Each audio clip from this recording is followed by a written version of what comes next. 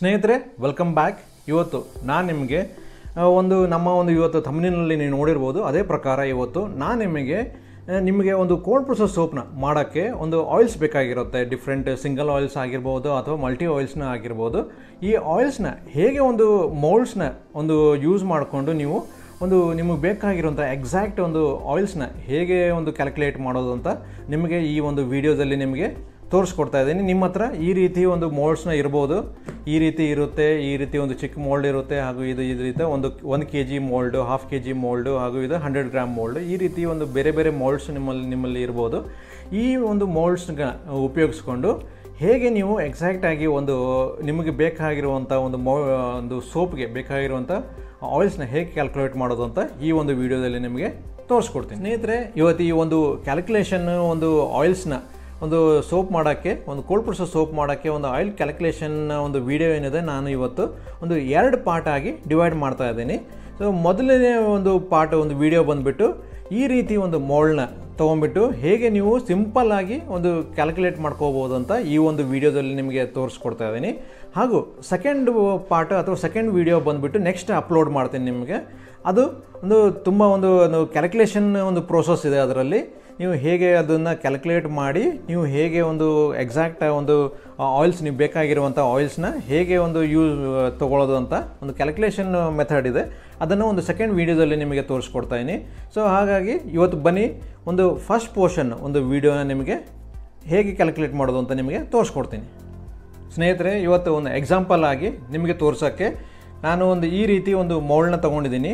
So ಇದಕ್ಕೆ ಈ ರೀತಿ ಮೋಲ್ಡ್ ಇದ್ದಾಗ ನೀವು ಬೇರೆ ಬೇರೆ ಮೋಲ್ಡನ್ನು ನಿಮಗೆ ತೋರಿಸ್ಕೊಡ್ತೀನಿ. ಫಸ್ಟಿಗೆ ಸಿಂಪಲ್ಲಾಗಿ ಸಿಂಪಲ್ ಮೆಥಡ್ನ ಯಾರು ಬೇಕಾದರೂ ಮಾಡುವಂಥ ಸಿಂಪಲ್ ಮೆಥಡಲ್ಲಿ ನಿಮ್ಗೆ ತೋರಿಸ್ಕೊಡ್ತೀನಿ. ಈ ರೀತಿ ಮೋಲ್ಡ್ ತೊಗೊಂಡ್ಬಿಟ್ಟು ಇದರಲ್ಲಿ ಹೇಗೆ ಕ್ಯಾಲ್ಕುಲೇಟ್ ಮಾಡೋದು ಅಂತ ತೋರಿಸ್ಕೊಡ್ತಾ ಇದ್ದೀನಿ. ಸೊ ಮೊದಲಿಗೆ ನಾನು ಇದನ್ನು ಸೈಡಲ್ಲಿ ತೊಗೊಂಡ್ಬಿಟ್ಟು ನಾನು ಇವತ್ತು ಎಲ್ಲರ ಹತ್ರ ವೇಯಿಂಗ್ ಮೆಷಿನ್ ಇದ್ದೇ ಇರುತ್ತೆ. ಈ ರೀತಿ ವೇಯಿಂಗ್ ಮೆಷಿನ್ ಇರುತ್ತೆ. ಸೊ ಇದನ್ನು ಆನ್ ಮಾಡ್ಕೋತೀನಿ. ಆನ್ ಮಾಡ್ಕೊಂಬಿಟ್ಟು ಇಲ್ಲಿ 0 ಕಾಣಿಸ್ತದೆ ನೋಡಿ. ಸೊ ಇವಾಗ ಏನಾಗುತ್ತೆ, ಈ ಡೈರೆಕ್ಟ್ ಇದ್ರ ಮೇಲೆ ಇಟ್ಟಾಗ ನಮಗೆ ಎಕ್ಸಾಕ್ಟಾಗಿ ಎಷ್ಟು ಬೇಕಂತ ಗೊತ್ತಾಗೋದಿಲ್ಲ. ಯಾಕಂದರೆ ಇದು ಫ್ಲಿಪ್ ಇರುತ್ತೆ, ಈಗ ಶೇಕ್ ಆಗುತ್ತೆ, ಇದು ಈಗ ಕೌಂಟ್ ಮಾಡೋಕ್ಕಾಗಲ್ಲ. ಸೊ ಹಾಗಾಗಿ ನಾನು ಇದರ ಮೇಲೆ ಹಾರ್ಡ್ ಆಬ್ಜೆಕ್ಟ್ನ ಇದರಲ್ಲಿ ಇಟ್ಕೋತೀನಿ. ಈ ರೀತಿ ಇಟ್ಕೊಂಡ್ಬಿಟ್ಟು ಇದನ್ನು ಈಗ 407 ಅಂತ ಇಲ್ಲಿ ತೋರಿಸ್ತಾ ಇದೆ. ಸೊ ಹಾಗಾಗಿ ಇದನ್ನು ನಾನಿಲ್ಲಿ ಇದನ್ನು 0 ಮಾಡ್ಕೋತೀನಿ.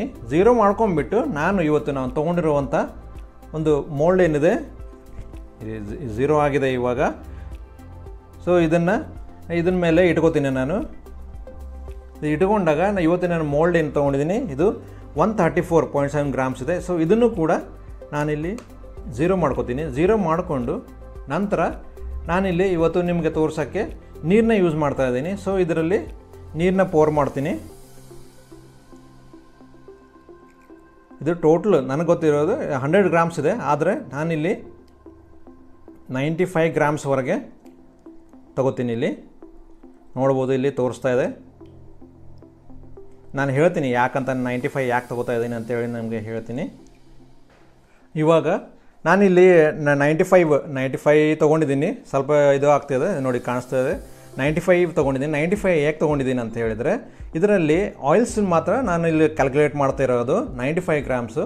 ಸೊ ಅದು ಇನ್ನು 5 ಗ್ರಾಮ್ಸ್ ಏನಿದೆ ಅದರಲ್ಲಿ ನಮ್ಮ ಲೈ ಬರುತ್ತೆ. ಅದರಲ್ಲಿ ಲೈ ಅಂದರೆ ನಮ್ಮ ಡಿಸ್ಟಿಲ್ ವಾಟ್ರು ಹಾಗೂ ಕಾಸ್ಟಿಕ್ ಸೋಡಾ ಮಿಕ್ಸ್, ಹಾಗೂ ಪ್ಲಸ್ ನೀವು ಏನಾದರೂ ಅಡಿಟಿವ್ ಆ್ಯಡ್ ಮಾಡ್ತಾಯಿದ್ರೆ, ಬೇರೆ ಪೌಡ್ರ್ ಆ್ಯಡ್ ಮಾಡ್ತಾಯಿದ್ರೆ, turmeric powder, rice powder, manjistha powder, ಈ ರೀತಿ ಯಾವುದೇ ಪೌಡ್ರನ್ನ ನೀವು ಆ್ಯಡ್ ಮಾಡ್ತಿದ್ದಾರೆ ಅಂದರೆ ಸೊ ಅದಕ್ಕೋಸ್ಕರ ನೀವು 5 ಗ್ರಾಮ್ಸ್ನ ಅದು ಬಿಡಬೇಕಾಗುತ್ತೆ. ಸೊ ನೀವು ಫುಲ್ 100 ಗ್ರಾಮ್ ನೀವು ಮಾಡಿದರೆ ನಿಮ್ಮ ಆಯಿಲ್ಸ್ ಕ್ಯಾಲ್ಕುಲೇಷನ್ ಕರೆಕ್ಟ್ ಬರೋದಿಲ್ಲ. ಹಾಗಾಗಿ ಈ ರೀತಿ ಇವಾಗ 95 ತೊಗೊಂಡಿದ್ದೀನಿ. ಸೊ 95ಯಲ್ಲಿ ಇಲ್ಲಿ ತೋರಿಸ್ತೀನಿ ನೋಡಿ.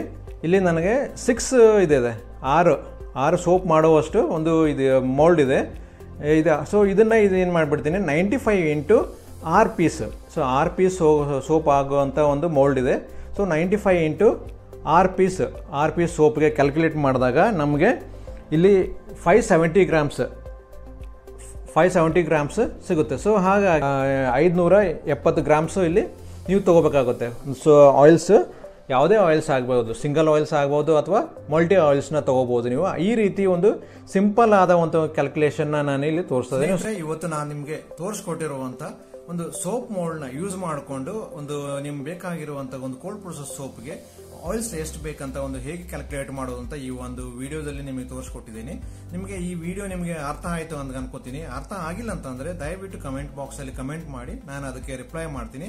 ಅದು ಸ್ನೇಹಿತರೆ, ಇವತ್ತು ನಾವು ತೋರಿಸ್ಕೊಟ್ಟಿರುವಂತ ನಿಮಗೆ ಈ ಒಂದು ಇವತ್ತಿನ ಒಂದು ವಿಡಿಯೋ ನಿಮಗೆ ಇಷ್ಟ ಆದ್ರೆ ಪ್ಲೀಸ್ ಒಂದು ಲೈಕ್ ಮಾಡಿ, ಕಮೆಂಟ್ ಮಾಡಿ, ಶೇರ್ ಮಾಡಿ, ಹಾಗೂ ಕೊನೆಯದಾಗಿ ನಮ್ಮ ಒಂದು gram Bharat Kannada YouTube channel ಏನಿದೆ ಅದನ್ನ ಸಬ್ಸ್ಕ್ರೈಬ್ ಮಾಡೋದನ್ನು ಮಾತ್ರ ಮರಿಬೇಡಿ ಸ್ನೇಹಿತರೆ. ಹಾಗೂ ನಿಮ್ಮ ಒಂದು ಮುಂದಿನ ಭೇಟಿ ನಮ್ಮ ಒಂದು ಈ ಒಂದು ಸೆಕೆಂಡ್ ಪಾರ್ಟ್ ನ ವಿಡಿಯೋ ಏನಿದೆ ಅದರಲ್ಲಿ ಸಿಗೋಣ. ಅಲ್ಲಿವರೆಗೂ ನಮಸ್ಕಾರ.